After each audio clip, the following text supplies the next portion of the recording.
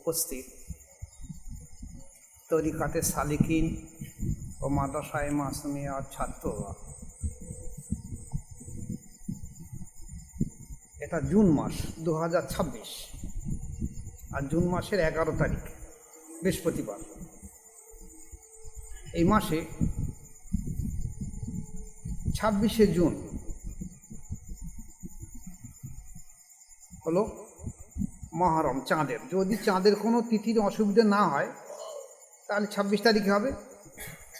আর চাঁদের জন্ম যদি আগে পিছিয়ে হয়, একদিন আগে কি একদিন পিছিয়ে যাবে, যেমন এই ঈদের সম্পর্কে হয়েছিল। এখন মহরম আরবি মাসের 12টা মাস, বাংলায় 12টা মাস, ইংরাজিও 12টা মাস, আরবিতেও 12টা মাস। তো বাংলায় 12 মাস আমরা সবাই জানি, ইংরাজি 12 মাস জানি, আরবি মাস অনেকে জানে না।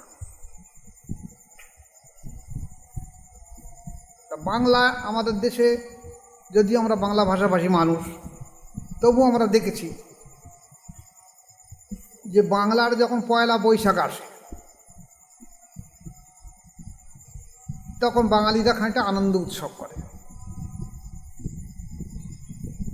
আবার ইংরেজি যখন পয়লা জানুয়ারি আসে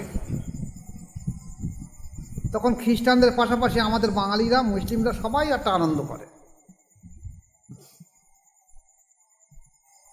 কিন্তু ইসলামের যে পার্বণ, যে মহরম পয়লা তারিখ, এই দিনটা যদি হাজার হাজার মুসলিমকে জিজ্ঞাসা করা হয় যে পয়লা মহরম কোন কী বারে হবে, সেটা আর কেউ বলতে পারে না। কিন্তু ইংরাজি জিজ্ঞেস করলে বলে দেবে। এখন আবার বাংলা অনেকে বলতে পারে না, কিন্তু ইংরাজি মানুষ কথাটি বলে দেবে, কিন্তু বাংলা মানুষ বলতে পারবে না। আরে আরবিতে বলতেই পারবে না। কারণ আমরা আমাদের ঐতিহ্য, ইসলামী সব কিছু ভুলতে বসেছি। আজ থেকে 40-50 বছর আগে আমরা ছোটোবেলায় দেখেছি,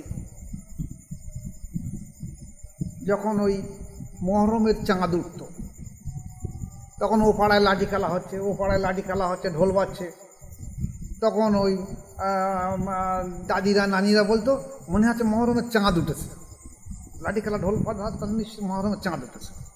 তাহলে তারা একটা লাঠি খেলা, ঢোল বাজানো দেখে বুঝতো মহরমের চাঁদ উঠেছে। কিন্তু আজকের আপনি হাজার হাজার মানুষকে জিজ্ঞাসা করে দেখুন যে মহরমের চাঁদ কবে উঠবে, বলতে পারবে না।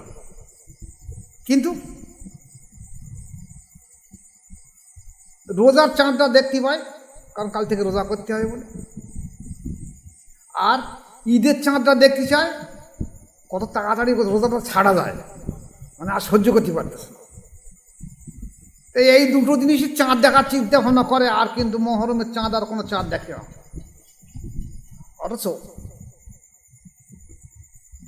ইংরাজি মাস যেমন, বাংলা মাস তেমন, তেমন আরবি মাস, এই যে হিজরি এসেছে, এটা রসুল পাক সাল্লাল্লাহু আলাইহি ওয়াসাল্লামের সময় থেকে হিজরি আসেনি। এটা ওমর রাদিয়াল্লাহু জমানা থেকে হিজরি করা হয়েছে। কিন্তু আজ আমাদের দেশে দেখা যাচ্ছে পশ্চিমবাংলায় প্রায় 30-35 ভাগ মুসলিম আছে, কিন্তু হিজরি ক্যালেন্ডার মেলানো যায় না। ইংরাজি ক্যালেন্ডার অ্যাভেলেবেল যাচ্ছে, বাংলা ক্যালেন্ডার মিলছে, কিন্তু হিজরি ক্যালেন্ডার মিলছে না। মানে আমরা শিক্ষা সম্পর্কে কত পিছিয়ে এসেছি। অথচ ক্যালেন্ডারের উৎপত্তি ওমর রাদিয়াল্লাহু করেছিলেন, হিজরি, সেটাকে আমরা ভুলে গেছি। তাহলে আজকে আসুন, এই যে মহরম সম্পর্কে যে আমরা আজ উদাসীন, অথচ আল্লাহ তাআলা বলছে কি 4টে মাস আমার মাস, 4টে মাস হারাম মাস, জিলকাদ, জিলহাজ আর মহরম।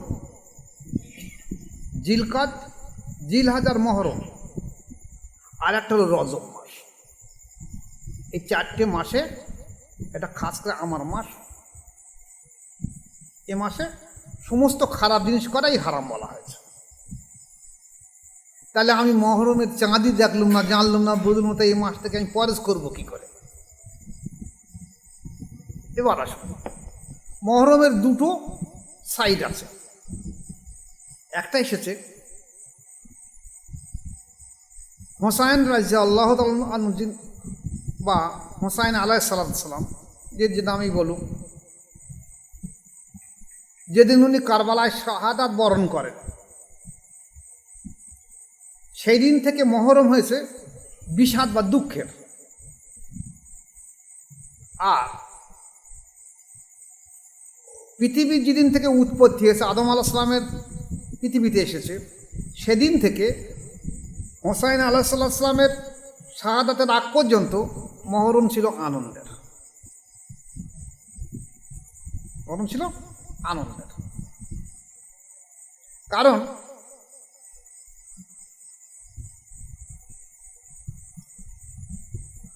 আগে রোজা ছিল, এখন আমরা দেখি রমজানের রোজা ফরজ, কিন্তু আগে রোজা ছিল মহরমের রোজা। মহরমের রোজা ছিল। অন্যান্য নবীদের যা ফরজ ছিল সব মহরমের রোজা। আমাদের নবীদের উপরে ফরজ হলো রমজান শরীফের 1 মাসের রোজা। এই জন্যই রাসূল পাক সাল্লাল্লাহু আলাইহি ওয়াসাল্লাম বলছে, দেখো এই 1 মাস রোজার পরে যদি সর্বশ্রেষ্ঠ রোজা হয়ে থাকে তাহলে মহরমের রোজা। তাহলে এই মাসে দেখা গেছে আদম আলাইহিস সালাম দুনিয়ায় এসেছেন।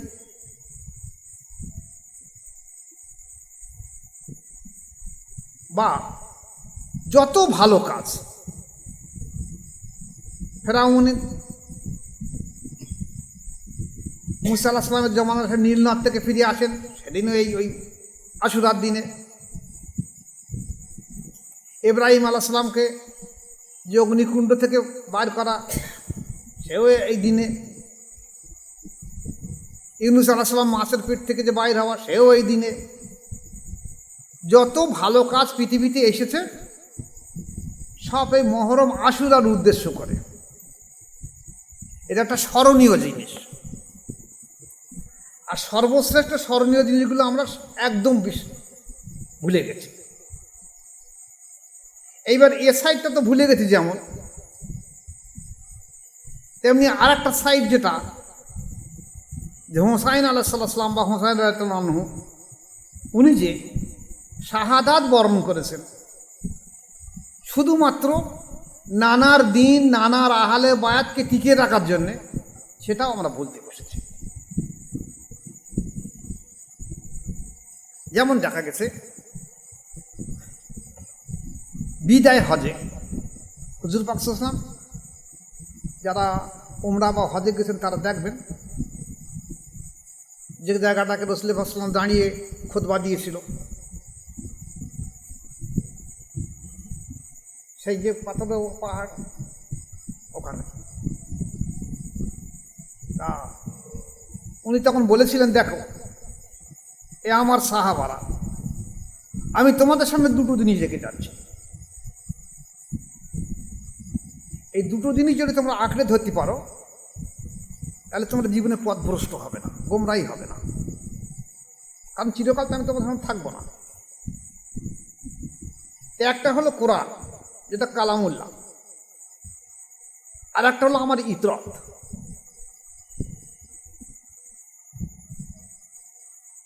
এখন ইতরত অনেক সময় তো অনেকে অনেক শব্দ বুঝতে পারে না। বাংলা ভাষা অনেক শব্দ অনেকে বুঝতে পারে না আমরা। তো ওখান থেকে ফিরিয়ে আসার সময়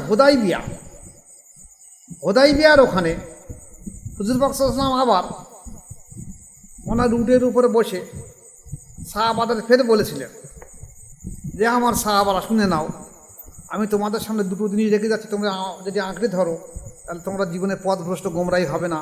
একটা হলো আল্লাহ পাকের কালামুল্লাহ কোরআন, আর আমার হলো ইতরত।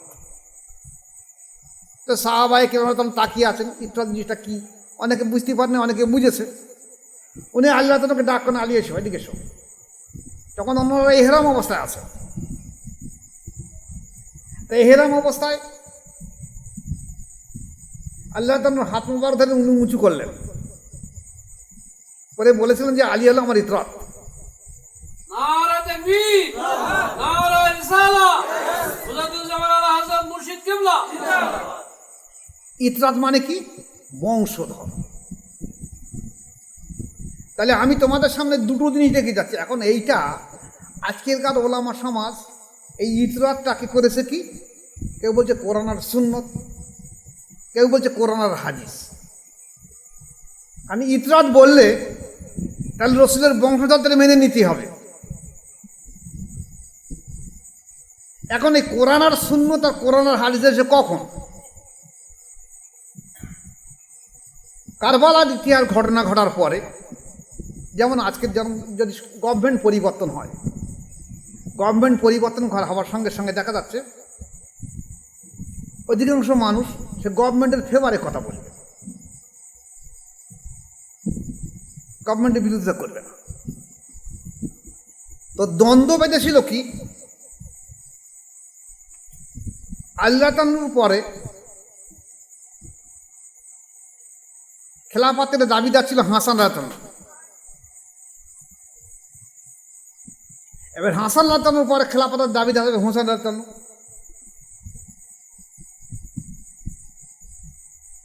কারণ ইনি নবীর বংশধর। কিন্তু কোনো এক সময় আল্লাহ তাআলার সঙ্গে মুআবিয়া রাদিয়াল্লাহু দামাশকাসের গভর্নর হওয়ার পরে একটা দ্বন্দ্ব হয়। সেই দ্বন্দ্বের সময় উনি ওনাকে খেলাফত ছেড়ে দিয়েছেন স্বইচ্ছা চুক্তিতে। এটা হাসান রাদিয়াল্লাহুর জমানায়। আল্লাহ তাআলার পরে হাসান রাদিয়াল্লাহু খেলাফত হলেন, উনি স্বইচ্ছা ছেড়ে দিলেন যে মুআবিয়া রাদিয়াল্লাহুকে খেলাফত, এবং বলেছিলেন যে আপনার ইন্তেকালের পরে আবার আমি বা আমার ভাই খেলাফত পেয়ে যাবে, দায়িত্ব পাবে। তাহলে খেলাফত হলো এখানে তখন ছিল কি, যে বায়াত প্রথা, একটা হলো রাষ্ট্রীয় খেলাফত, রাষ্ট্রীয় আনুগত্য খলিফা, আর একটা হলো আহলে বায়াতের খলিফা। এই দুটো ওই সময় একসঙ্গে ছিল, যার জন্যে হযরতে আবু বকর সিদ্দিক রাদিয়াল্লাহুকে বলা হয়েছে প্রথম খলিফা। কিন্তু এই রেসালাত অধিকাংশ বেরিয়েছে ওনার থেকে। তাহলে উনি একদিক থেকে রাষ্ট্রীয় আনুগত্যের খলিফা, আবার একদিক থেকে তরিকার রেসালাতের খলিফা। নবুয়তের যে রেসালাত এসছে, এই রেসালাতের খলিফা উনি। তো এই রেসালাতের খলিফা হিসেবে মুআবিয়া রাদিয়াল্লাহুর পরে এজিদ দাবি করলো যে আমি খলিফা হব। কিন্তু এজিদ অধিকাংশ সময় নামাজ কালাম পড়তো না, তার চরিত্রের দোষ ছিল, মদ খেত রাজদরবারে, যত রকম বেলুল্লাহ কাজ সব করত। তো হোসেন রাদিয়াল্লাহু এটা প্রতিবাদ করলো যে এটা সম্ভব নয়, তোমাকে খলিফা বলে মারা যাবে না। দ্বন্দ্ব এইটাকে নিয়ে আসলো। মূল বায়াত, আহলে বায়াত নিয়ে দ্বন্দ্ব আসলো। আর বলাটা অন্য কিছু নয়, আহলে বায়াত নিয়ে। এজিদ চালো যে হোসেন রাদিয়াল্লাহু যদি আমাকে বায়াত বলে স্বীকার করে, তাহলে টোটাল মুসলিম সাম্রাজ্য সবাই আমাকে খলিফা বলে মেনে নেবে। আর হোসেন রাদিয়াল্লাহু দেখলেন যে আমার নানা যে দিন জিন্দা করে গেছে, আমি যদি এজিদকে আজকের খলিফা হিসেবে মেনে নেই, তার হাতে আনুগত্য করি, বায়াত হই, রাষ্ট্রীয় খলিফা মেনে নিয়েছি, কিন্তু আনুগত্য খেলাফতটা যদি আমি মেনে নেই, তাহলে ইসলামের মূল রেসালাত নেসবাতটা মুছে চলে যাবে, দূর হয়ে যাবে। কারণ ওখানে নেসবাত কিছু নেই, এইটাকে মেনে নেওয়া যাবে না। আর এজিদি কোনো সময়ও এই তরিকার এই নেসবাত সম্পর্কে বুঝিনি। বাপের পরে উনি রাষ্ট্রীয় খলিফা হয়েছে, আর উনি চেয়েছেন রাষ্ট্রীয় খলিফার পাশাপাশি আমি এই আহলে বায়াতের খলিফা হব। দ্বন্দ্ব ঠিক এই জায়গাটায় আসে। তখন এজিদ চিন্তা ভাবনা করে দিলে হোসেন রাদিয়াল্লাহুকে না দুনিয়া থেকে সরিয়ে দেওয়া গিয়েছে, তাহলে ইসলামী সাম্রাজ্যের সমস্ত রাষ্ট্র নেতারা আমাকে খলিফা বলে মানবে না। আর না হয় হোসেন রাদিয়াল্লাহু যদি আমাকে মেনে নেয়, তাহলে সবাই মেনে নেবে একবার। দ্বন্দ্বটা ঠিক এই জায়গাটা। আমি চাচ্ছেন যে তুমি যদি আমার নানার তরিকার মধ্যে পরিপূর্ণভাবে টিকে থাকো, শরিয়াত সুন্নত মোতাবেক, যদি তুমি কাহারও কাছ থেকে বায়াত হয়ে খেলাফত পেয়ে থাকো, সে তোমার আব্বা হোক আর আমার আব্বার কাছে হোক কি আমার ভাইজানের কাছে হোক, হাসান আল্লাহ তাআলার কাছে হোক কি আমার আব্বা আল্লাহ তাআলার কাছে হোক কিংবা আপনার আব্বার কাছে হোক, যদি আপনার এই আনুগত্যের খলিফার মতন করে কিছু দাবি থাকে তাহলে আমি আপনাকে মেনে নিতে পারি। কিন্তু আপনি শরাব পান করেন, বেল্লাপনা, বেহায়া, সব কিছু খারাপ কাজ করতে না, আপনাকে এই আনুগত্য মেনে নেবো কী করে? যদি আনুগত্য মেনে নেওয়া হয় তাহলে আমার নানার দিন মুছে যাবে। ফেতনা দ্বন্দ্ব এইটাকে নিয়ে কারবালার ইতিহাস ঘটে। এখন কারবালার ইতিহাস সম্পর্কে আগামী দিনে আলোচনা বিস্তারিত করা হবে, তবু আর যদি পারি কিছু আলোচনা করে দিয়ে দিই। এখন আমরা এ সময় কি করতে পারি? তখন নয় রোজা ছিল, কারবালা ইতিহাস ঘটার আগে রোজা ছিল। এখন আমরা কি করতে পারি? এখন আমাদের মূল জিনিস হলো আমরা আহলে বায়াতের জন্যে যখন তারা জান কোরবান করে দিয়ে গেছে, তাহলে আমরা তার আগে সেই আনন্দের অনুষ্ঠানের দিকে আমরা তাকাবো না। আমরা আহলে বায়াতের জন্য জান কোরবান করতে হবে। আল্লাহ রসুল বলছে, আমি দুটো দিকে দেখাচ্ছি, কোরআন আর ইতরাত, মানে আমার বংশধর, সেই বংশধরের শোকটা আমাদের থাকবে। আর তাঁরা যে তরিকা, যে মতপথ, যে আদর্শ করে গেছেন, আহলে বায়াত রেখে গেছেন, বায়াত করিয়ে গেছেন, আমরা সেই আহলে বায়াতের পরিবারভুক্ত হওয়ার চেষ্টা রাখব। তালি হবে মহরমের পালনের সার্থকতা। এখন আসুন মহরমে তাহলে আমরা কি করতে পারি? মহরমের রোজা আগে ছিল, তাহলে আমরা রোজা করতে পারি। তা মহরম যদি 26 তারিখ হয়, শুক্রবার হয়ে থাকে, তাহলে আপনারা 25 তারিখ বৃহস্পতি, শুক্র, শনি রোজা রাখতে পারবেন। কমসে কম 2টো রোজা অথবা 3টে রোজা। এবারে আমাদের এখানে মহরমের অনুষ্ঠান দিনের বেলা হয়, দিনের বেলা হয় তো মহরম অনুষ্ঠান।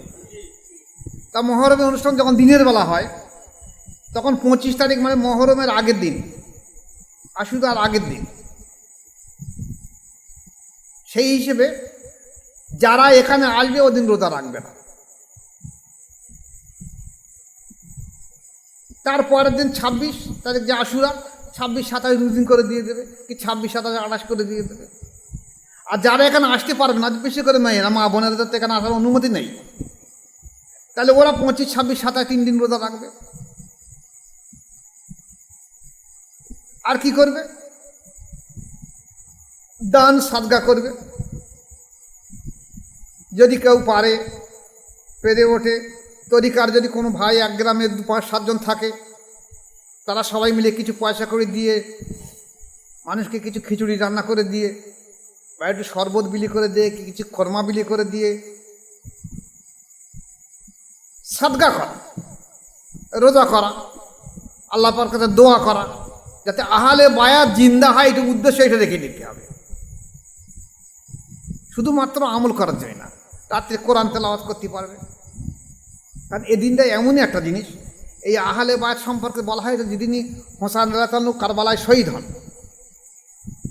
ওই খবর কারবালা থেকে যখন মদিনায় শহীদ পৌঁছালো, এখনকার মতো মোবাইলের যুগ ছিল না, ঘোড়ার পিঠি বা উটের পিঠি করে খবরটা আসবে, তারপর পৌঁছাবে। একজন নবী প্রেমিক ব্যক্তি, যে নবীর আশিক, সে দেখলো যে হোসেন রাদিয়াল্লাহু কি এরা শহীদ করে দিয়েছে, এ শোক সহ্য করতে পারল। সহ্য করতে পারল না বলে ও দেয়ালে মাথা ঠুকছে, যে আল্লাহ কি হলো। যেমন অনেকে শোক পালন করে, এই মাথা ঠুকে ঠুকে ঠুকে দেখাচ্ছে দেয়ালটার মাথা ফেটে গেছে, গলগল করে রক্ত বাড়ছে। ও নবীর প্রেমে কাঁদছে, নবীর বংশধরদের প্রেমে কাঁদছে। তারপর আস্তে আস্তে আস্তে আস্তে এই রক্ত বাইর হতে হতে আস্তে আস্তে ইন্তেকাল করে। তখন তো সাহাবা এবং তাবিঈন পিরিয়ড, এখন তো আমাদের মতন যুগের মানুষ না, তখন এলহাম ছিল সরাসরি। তা সেই সময় বুজুর্গরা জিজ্ঞেস করছে যে তোমাকে দাফন করার পরে তোমার সঙ্গে কেমন ব্যবহার করা হয়েছে? বলছে আল্লাহ পাক আমার নবী প্রেমের জন্যে, নবীর সন্তানের প্রেমের জন্যে আল্লাহ পাক আমার অতীতের সমস্ত গুনাহগুলোকে মাফ করে দিয়ে দিয়েছে এবং বলে দিয়ে দিয়েছে যে জান্নাতে তুমি হাসান এবং হোসাইন রাদিয়াল্লাহু তাআলা আনহুমা এই দুই ভার খাদিম হিসেবে তুমি অনন্তকাল থেকে থাকবে। কেন? প্রেমের জন্য। আর সে প্রেমটা আজ আমরা ভুলে গেছি। আমরা তরিকা ভুলিস, তা প্রেম থাকবে কি করে? আহলে বায়াতের জন্য তো কারবালা তৈরি হয়েছে, তাই সেটা তো আমরা ভুলে গেছি। আমরা আজকে শরিয়াতের দিকে তাকিয়ে গেছি যে হোসেন রাতানু, হ্যাঁ লাঠি খেলা করা নিষেধ, কিন্তু লাঠি খেলা তো নিষেধ নয়। লাঠি খেলা শরিয়াতে জায়েজ আছে, পার্টিকুলার মহরমের উদ্দেশ্য করবে না, শরীর সুস্থ রাখার জন্যে ক্লাবে গ্রামে যুবক ছেলেরা শরীর সুস্থ রাখার জন্যে লাঠি খেলা কসরত করতে পারে, শিক্ষা অর্জন করতে পারে, এটা তো নিষেধ নয়। কিন্তু পার্টিকুলার মহরমের যদি করা তো নিষেধ, এই আনন্দ উৎসব করা। তবুও এ কথাটা ঠিক যে ওই যারা লাঠি খেলায় ওদের জন্য এখনো অনেক জায়গায় বলা যাচ্ছে যে মহরমের চাঁদ উঠেছে। কিন্তু আমাদের দেশে আলেম ওলামা তো বলছে যে মহরমের কি পালন করতে হবে, কিছু করার দরকার নেই। কেউ হয়তো দুটো রোজা রাখলো আর কেউ কিছু না করে এইভাবে চলে গেল। অথচ মহরম যে একটা বিশেষ জিনিস আহলে বায়াতের, এটা আহলে বায়াত পন্ডিতের জন্য যথেষ্ট। যেখানে যেদিনই কারবালা 10ই মহরম ঘটে সেদিনই একজন বিশ্বস্ত একজন সাহাবী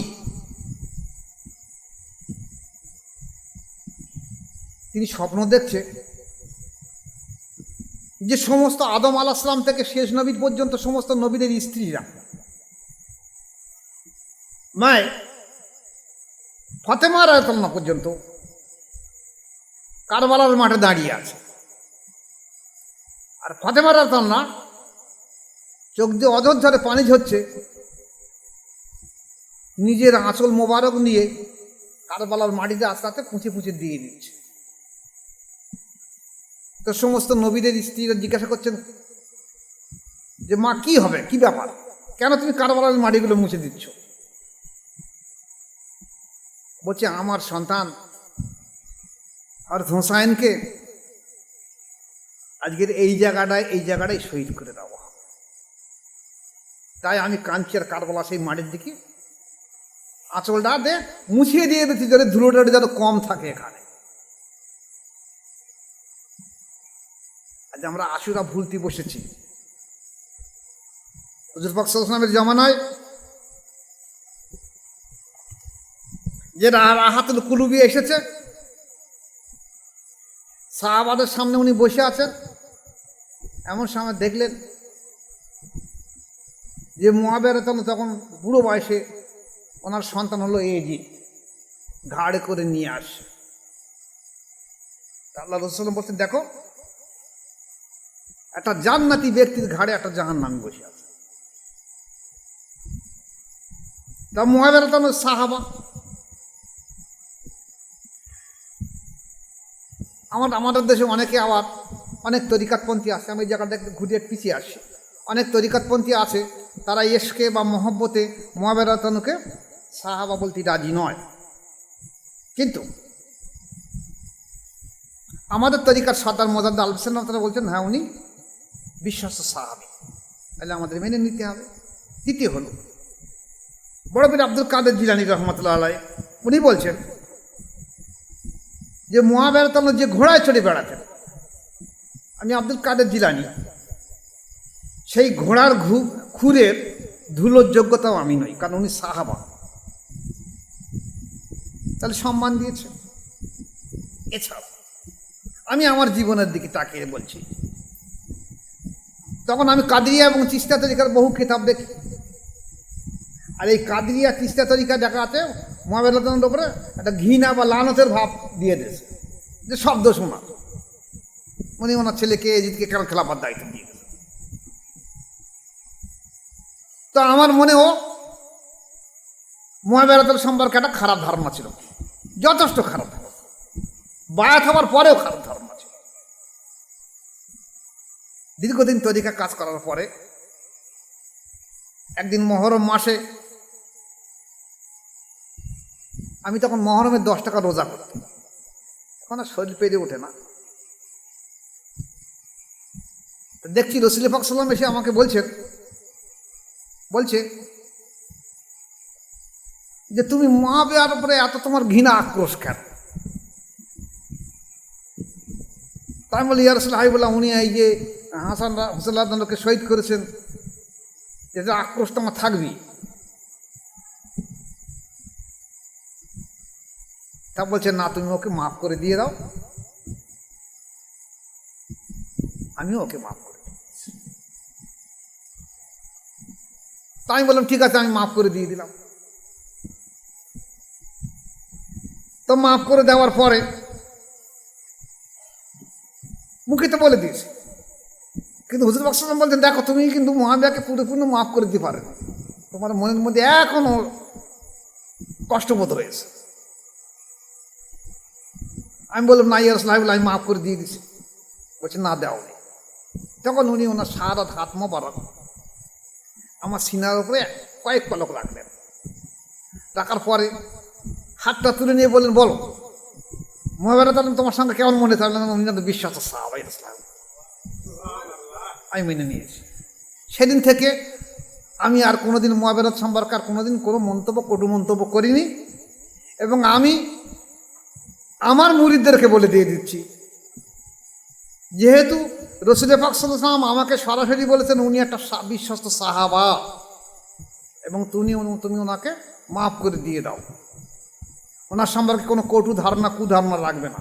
তাহলে আমি আমার সমস্ত মুরিদদের বলে দিয়ে দিচ্ছি, যে পুরুষ হোক আর মহিলা হোক, যে তোমরা মুআবিয়া রাদিয়াল্লাহু সম্পর্কে কোনো কটু ধারণা কুধারণা রাখবে না। এখন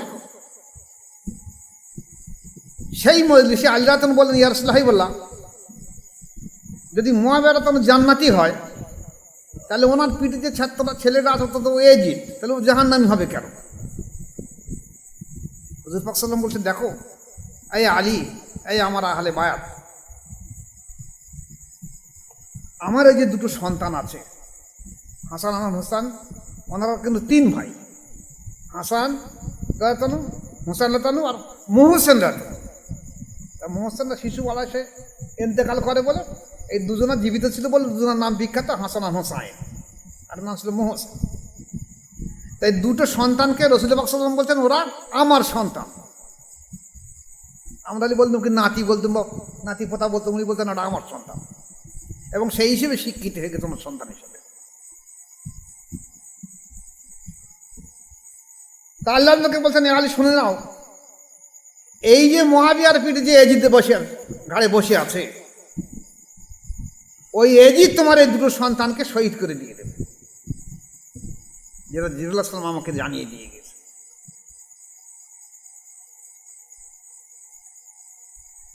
রাতুল কুলুবে এসেছে, আল্লাহ তাআলা সঙ্গে সঙ্গে খাপ থেকে তলোয়ার খুললেন, তাহলে আমাকে এখন কতল করে দিয়ে দেবো। রাসূল পাক সাল্লাল্লাহু আলাইহি ওয়াসাল্লাম বলছেন এ আলী শোনো,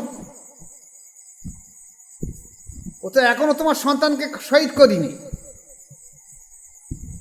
আমি জানি করবে, কিন্তু তো করি না এখন, যখন করবে করার পর তুমি তাকে শহীদ কতল করে দিতে পারো। তা বলছি ইয়া রাসূলুল্লাহ, তখন কি আমি থাকবো? বলছে না থাকবে না, তুমি থাকবে না। বলছে ইয়া রাসূলুল্লাহ আপনি থাকবেন? বলছে না আমিও থাকবো না। বলে তাহলে ওর মা থাকবে? বলছে না ওর মাও থাকবে না।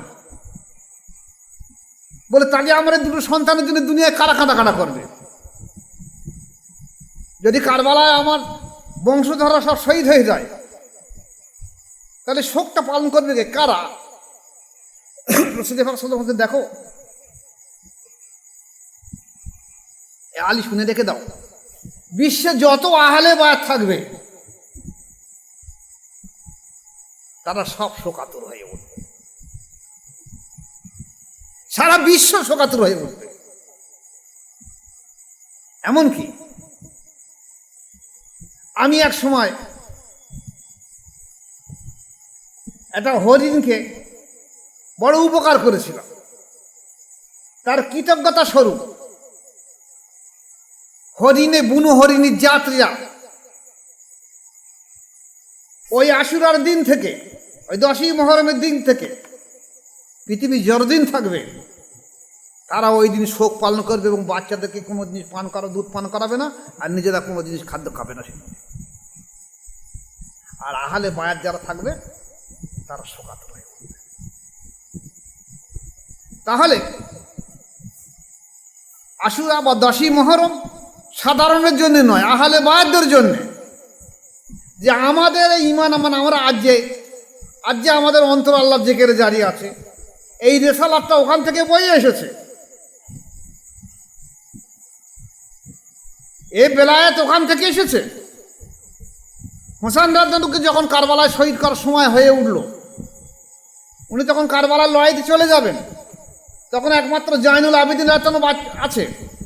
ওনার বয়স 13 থেকে 15 বছর, কিন্তু ওনার জ্বর এবং পেটের অসুস্থ, উনি উঠতে পারছেন না সে সময়। হোসেন রাদিয়াল্লাহু জানতেন যে আমি কারবালায় গেলে আমি আর ফিরে আসবো না। তখন উনি তাঁবুর ভিতরে গিয়ে জয়নুল আবেদিনকে ডাকলেন, বলে জয়নুল উঠে আসো, আমার নানার যে দিন, যে রেসালাত, যে বেলায়েত আমার ভিতরে রয়ে গেছে, যে নেজবাত রয়ে গেছে, আমি কারবালায় শহীদ হবার সঙ্গে সঙ্গে নেজবাত মুছে যাবে। এখানে তো পানি নেই, তুমি তায়াম্মুম করো, করে আমার সামনে এসো। এসে ওনাকে সঙ্গে সঙ্গে তওবা পড়িয়ে বায়াত করিয়ে সমস্ত নেজবাত ওনার ভেতরে ঢুকিয়ে দিয়ে দিলেন। দিয়ে বললেন, আমার পরে আবার কিয়ামত পর্যন্ত আমার নানার রেসালাতের নেজবাতে তোমার মাধ্যম দিয়ে আবার দিন জারি থাকবে। তাই তো দেখা গেছে, সেই নেজবাত যদি থেকে থাকে, আর সেই নেজবাতের অংশ যদি আমরা আজ অন্তর্জেকের জারি করি, তাহলে শোকটা তো আমাদের। তাহলে আমরা চেষ্টা করব ওই দিনই যে যেভাবে পারি যতটা ভালো কাজ করা, কোরআন তেলাওয়াত করা, রোজা করা, নামাজ পড়া, যার সামর্থ্য যেমন অনুযায়ী কিছু মানুষকে দান সদকা করা, কিছু মিষ্টি বিলি করা, কিছু খিচুড়ি বিলি করা, যে যেমন পারবে করে উঠবে। আমাদের এখানেও কিছু থাকবে, তাবারুক ছোট, তা যেহেতু দিনের বেলা, তা অনেকে দেখা যাচ্ছে, অনেকে আমি দেখেছি অনেক মুরিদ এসে বলে কি আমি রোজায় আছি, কিন্তু অলিয়া উলিয়ারা বলছে যে দেখো, নফল রোজার থেকে মসজিদের দরবারে খানা খাওয়া উত্তম। নফল রোজার যা সব, তার থেকে মুর্শিদ দরবারে গিয়ে খানা খাওয়া উত্তম। তা যেহেতু মুরিদরা হিসেবে মুর্শিদের দরবারে আসবে, এখানে তাবারুক স্বরূপ থাকবে, তা সেই জন্য তোমরা 25 তারিখ শেষ বৃহস্পতিবারে, ওটা শেষ বৃহস্পতিবার অনুষ্ঠান আমাদের তো হবেই ইনশাল্লাহ। পরের দিন মুহররমের অনুষ্ঠান আমরা শেষ বৃহস্পতিবারই করে নেব। আর যেহেতু পরের দিন মুহররমের অনুষ্ঠান করা হবে না, শেষ বৃহস্পতিবার করে নেওয়া হবে। শেষ বৃহস্পতিবার করে নেওয়া হোক, হ্যাঁ, দুপুরবেলা করে দিয়ে দেয়। এবার সবাইকে বলে দেওয়া হবে, তারা করে নেবে। তাহলে আমরা মুহররমের অনুষ্ঠান আমরা শেষ বৃহস্পতিবার 25 তারিখে করে নিয়ে নেব, ওই দিন দুপুরে। এবং প্রত্যেকের বাড়ি বলে দেবে মেয়েদেরকে, যারা তসবিহ জিকির মুরাকাবা পুরো করে নেয়, ওই দিনটার হুকুম, তাহাজ্জুদ নামাজ পড়তে পারবে, কোরআন তেলাওয়াত করতে পারবে। বেশি বেশি আগে তসবিহ জিকির মুরাকাবা করে নিয়ে তারপর কোরআন তেলাওয়াত করতে পারবে, তাহাজ্জুদ নামাজ পড়তে পারবে, বেশি বেশি নফল নামাজ পড়তে পারবে। আল্লাহর কাছে দোয়া করবে আহলে বায়াতের জন্যে, যেন আল্লাহ পাক আমাদের প্রত্যেকে আহলে বায়াতের মধ্যে টিকে রেখে দিয়ে দেয়, এবং মৃত্যুর আগে যেন আমরা আহলে বায়াত হিসেবে দুনিয়া থেকে পর্দা নিতে পারি। তাহলে দেখা যাবে আমরাও আহলে বায়াতের মধ্যে গণ্য হয়ে যাব। যে উদ্দেশ্য নিয়ে কারবালা হয়েছে, সেই উদ্দেশ্যে সফলতা পাবো। আল্লাহ আমাদের প্রত্যেকে এর উপরে আমল করার তৌফিক দিক। ওমা আলাইনা ইল্লাল বালাগ। আসসালামু আলাইকুম ওয়া রাহমাতুল্লাহি ওয়া বারাকাতুহু। আগামী দিন বিস্তারিত বিষয়ে আলোচনা।